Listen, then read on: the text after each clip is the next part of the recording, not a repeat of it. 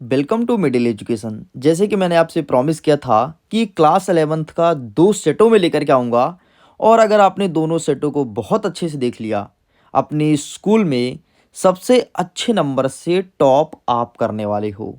And finally ये आपके सामने सेट नंबर ए लेकर के आ चुका हूँ। ऑलरेडी मैंने सेट नंबर बी को बहुत अच्छे से अपलोड कर दिया है, एक एक प्रश्न का उत्तर बताया हूँ। तो प्लीज़ अगर आपने नहीं देखा तो जाइए जाकर के जल्दी से देखिए। अब आपके सामने सेट नंबर ए प्रेजेंट कर रहा हूँ। देखिए स्टूडेंट, एमपी बोर्ड आपका पेपर 6 सेटों में बना रहा है, और लगभग सभी सेट के क्वेश्चंस ठीक ठाक मतलब सेम सेम हैं।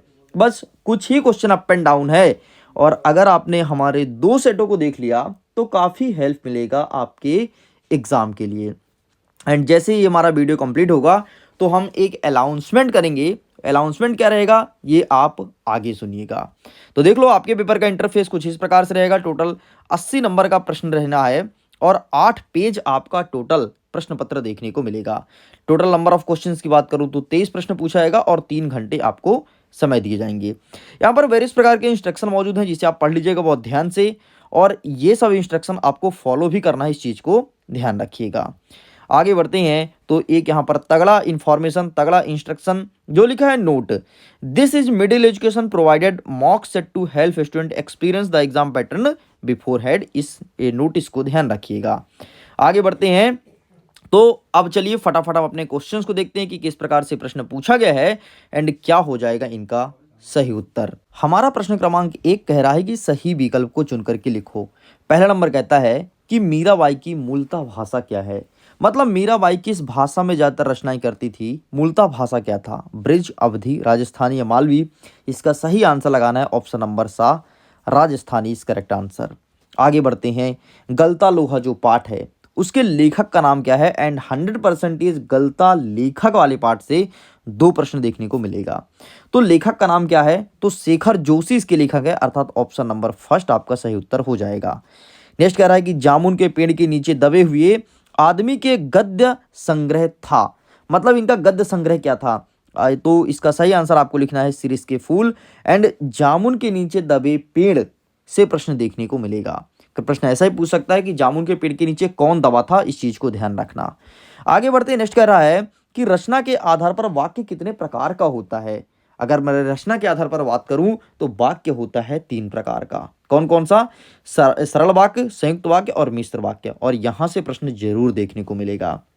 आगे बढ़ते हैं नेक्स्ट, नीर भरे नीत प्रति रहे ताऊ न प्यास बुझाऊं में अलंकार है। इसमें कौन सा अलंकार है, वक्रकोटि, दृष्टांत, विभानभा या फिर विशोक्ति। तो इसका सही आंसर लिखना है ऑप्शन नंबर बा, दृष्टांत अलंकार आपका सही उत्तर हो जाएगा। नेक्स्ट कह रहा है कि किसी सामग्री से उसकी अशुद्धियों को दूर कर उसे पाठनीय बनाना क्या कहलाता है। तो इसका सही आंसर लिखेंगे ऑप्शन नंबर द, संपादन is correct answer. And next कह रहा है कि गीत गोविंद के रचयिता कौन है। तो यहां पर आपको लिखना है option number A, Jayadev is correct answer. Geet Govind के रचयिता यही हैं। इस प्रकार से यहाँ के सारे क्वेश्चंस कंप्लीट होते हैं। आगे बढ़ते हैं, प्रश्न क्रमांक 2 कह रहा है रिक्त स्थान की पूर्ति करो। इसमें पहला नंबर कहता है कि मरसिया का अर्थ डैश डैश डैश है, प्रेम गीत, लोकगीत या शोक गीत।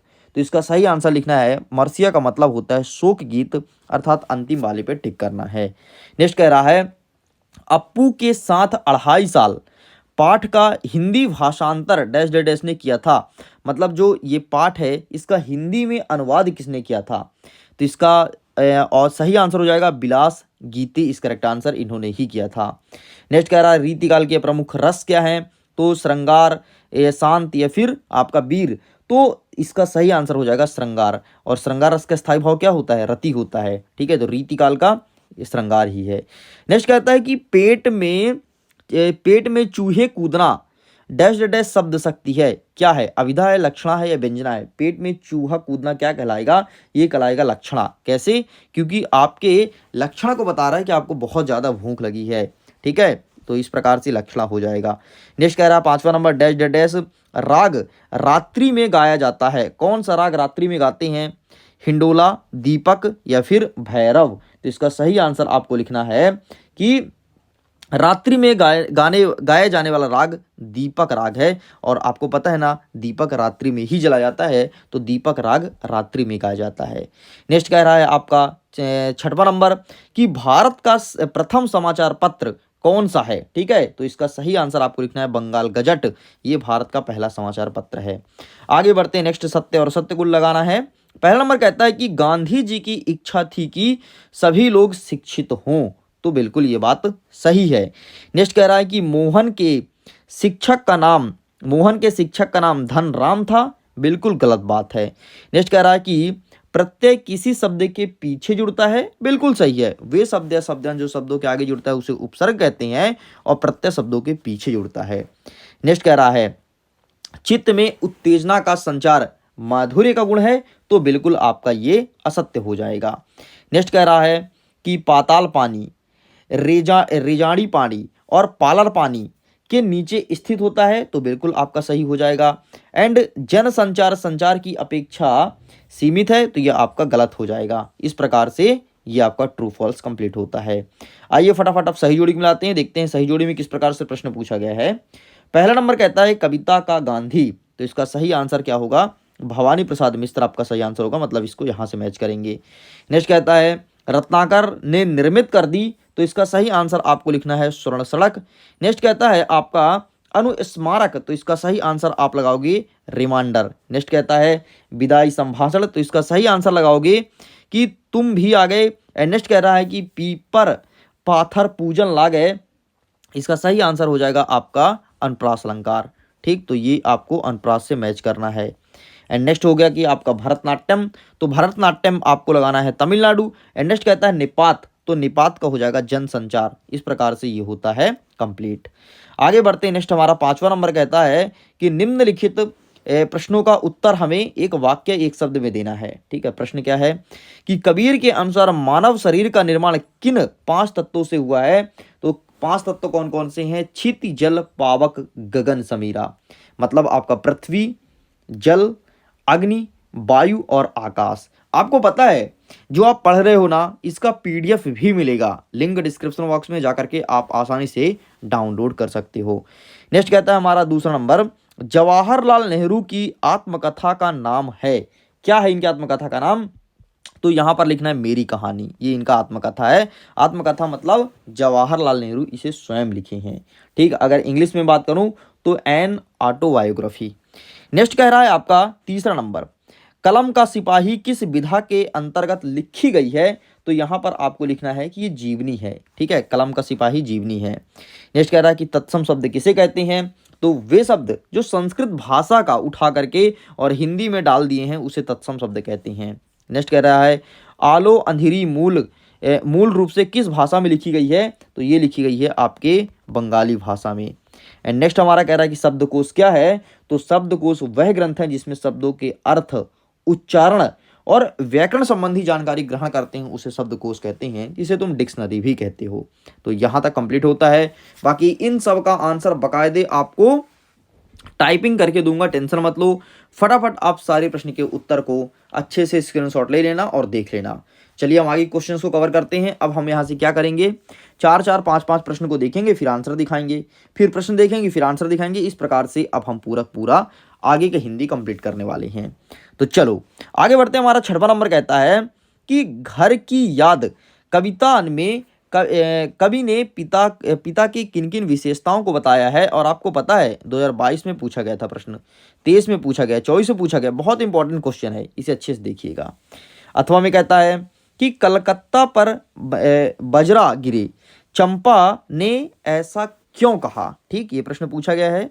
7वां नंबर कह रहा है कि भक्ति काल की शाखाओं का नाम लिख करके उनके कवियों का नाम लिखना है। एंड 8वां में कहता है प्रगतिवादी कविता की 2 विशेषताएं लिखिए। आगे बढ़ते हैं। 8वां नंबर कहता है कि कहानी एवं उपन्यास में अंतर बताना है। एंड 9वां में कहता है कि द्विवेदी युग के 2 प्रमुख निबंधकारों का नाम एवं उनकी एक एक रचनाएं लिखनी है।